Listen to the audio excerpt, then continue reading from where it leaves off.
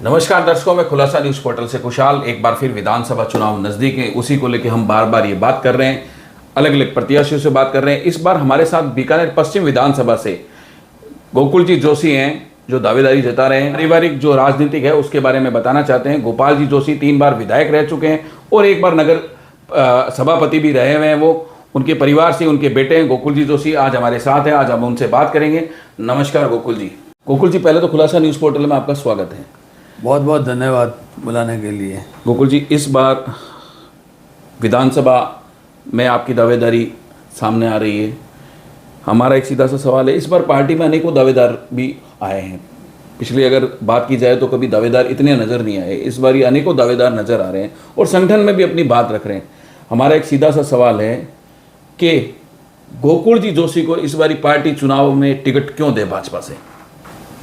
देखो, सबसे पहले तो आप ये समझें कि मैं उस परिवार से हूँ जहाँ बहुत पिछले लंबे समय से राजनीतिक क्षेत्र में काम करने का अनुभव है।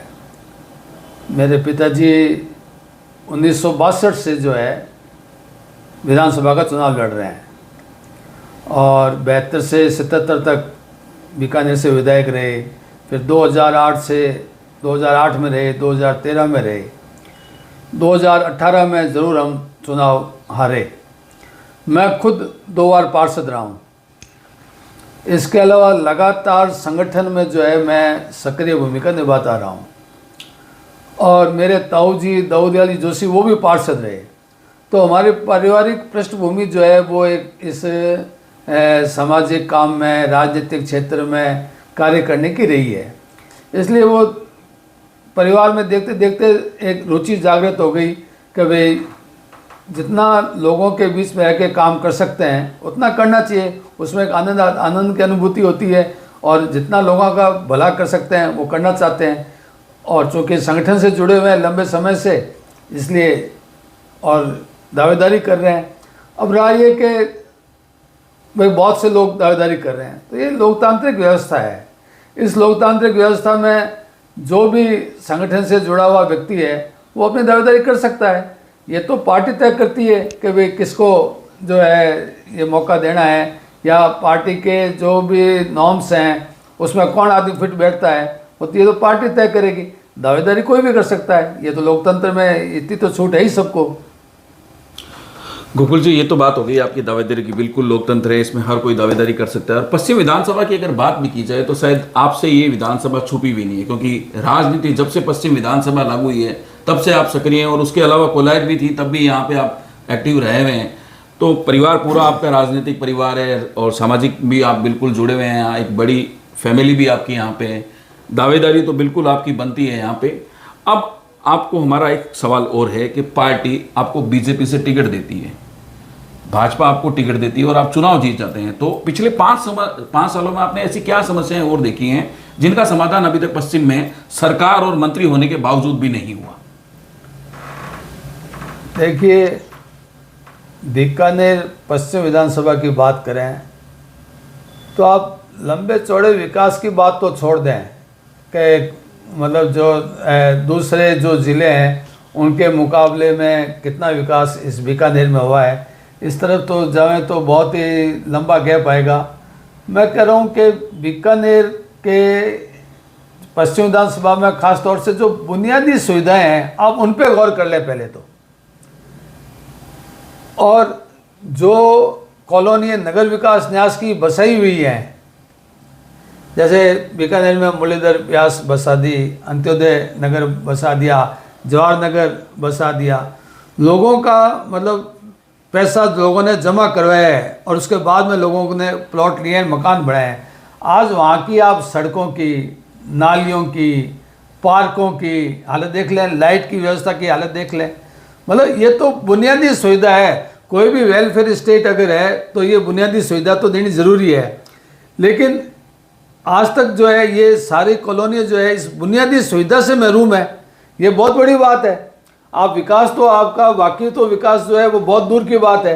मतलब बुनियादी सुविधाओं को लोग तरस रहे हैं। आप कोई भी पार्क जो है जाके उठा के देख लो। आप दुनिया भर की जो है लीज लेते हो सारे लोगों से और उसका पैसा जो है कहीं मर्जी हो जहाँ कहीं खर्च कर देते हो। जबकि होना तो ये चाहिए कि भाई जहाँ से आपने मुरलीधर व्यास कॉलोनी में अगर आप लीज ले रहे हो लोगों से, तो पैसा उसके विकास में, उसका डेवलपमेंट पे खर्च होना चाहिए, लेकिन नहीं हो रहा है। ये तो रही मतलब एक बुनियादी सुविधा की बात। दूसरी, बीकानेर की जैसे एक बड़ी समस्या है, सब बहुत लंबे टाइम से चल रही है और हर बार चर्चा का विषय रहती है रेलवे फाटकों की।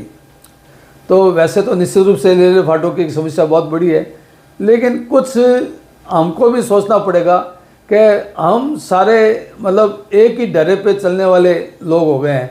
आज अगर कोर्ट गेट, अगर जो मुझे पीवीएम हॉस्पिटल जाना है या मुझे कोर्ट जाना है, तो हम रेलवे फाटक के पास में आके खड़े होते हैं। फाटक हमें दिन में मतलब 50 बार बंद होता है, लेकिन एक ऑल्टरनेट है इसका। ऑल्टरनेट ये है कि अपने इस राजीव गांधी मार्ग से होकर अगर इधर से जाएं तो अपने इधर से भी जा सकते हैं। अगर ज़्यादा टाइम लगता है और इमरजेंसी है तो हमारे पास एक ऑल्टरनेट है, लेकिन फिर भी चूँकि ये शहर को 2 भागों में बांट देता है और हज़ारों लोगों को इससे दुविधा है, तो निश्चित रूप से इसका मतलब बेस्ट इलाज तो पिछले वसुंधरा जी के सरकार के समय हुआ था एलिवेटेड रोड, लेकिन यहाँ के जो व्यापारी वर्ग है उनको पसंद नहीं था, स्टे आ गया, उस कारण से वो नहीं हो सका। अब अंडरपास की बात चल रही है, तो लेकिन अंडरपास में आपने देखा होगा कि जहाँ भी अंडरपास बने हैं, इवन दिल्ली तक में मतलब बसें तक डूब जाती हैं उसके अंदर। तो अगर जो अंडरपास में आप ये देखो कि कोर्ट गेट पे जो है अपने लेडी एल्गिन स्कूल से, अपने दाऊजी मंदिर रोड से जिस ढंग का पानी आता है और जहाँ पानी इतना इकट्ठा होता है, वहाँ अपने क्या करेंगे उस वक्त में? अगर ऐसी कोई दुर्घटना होगी तो उसका अपने पास में क्या सॉल्यूशन है? मेरे हिसाब से कोई सॉल्यूशन नहीं है। पिछली दफ़े मेरे पिताजी जब विधायक थे उस वक्त भी ये बात आई थी, लेकिन उन्होंने इस बात का विरोध किया था कि भाई आप अंडरपास बनाओगे तो पानी निकासी की क्या व्यवस्था है बरसात के दिनों में? वो दुर्घटना होगी तो कौन जिम्मेवार बनेगा उसका? लेकिन अब फिर भी चूँकि अब मंत्री जी ने अंडरपास के लिए कहे कि भाई बजट अलॉट करा दिया है, लेकिन वो बहुत लंबा प्रोसेस है। कब तो वो जो ज़मीन एक्वायर होगी उसके बाद में वो बनेगा।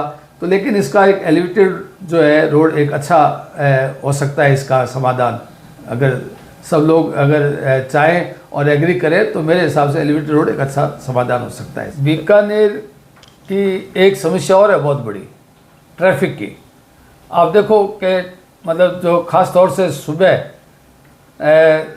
9 से 11 के बीच में, शाम को 5 से लेके 8 के बीच में, आप चाहे कोर्ट गेट, चाहे दाऊजी का मंदिर और चाहे शहर का आप जसोसर गेट, नथोसर गेट, मैं समझता हूँ कि ट्रैफिक व्यवस्था पे बिल्कुल ध्यान नहीं दिया गया है।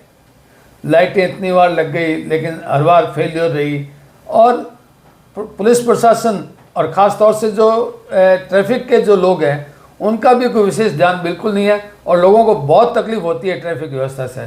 तो मैं चाहूँगा कि अगर मुझे मौका मिला तो इस व्यवस्था को ज़रूर मैं प्रायोरिटी पर सुधारना चाहूँगा कि ये ट्रैफिक व्यवस्था अच्छी हो तो लोगों को जो है सुगमता से रास्ता मिल सके और अपने गंतव्य स्थान पर पहुँच सके।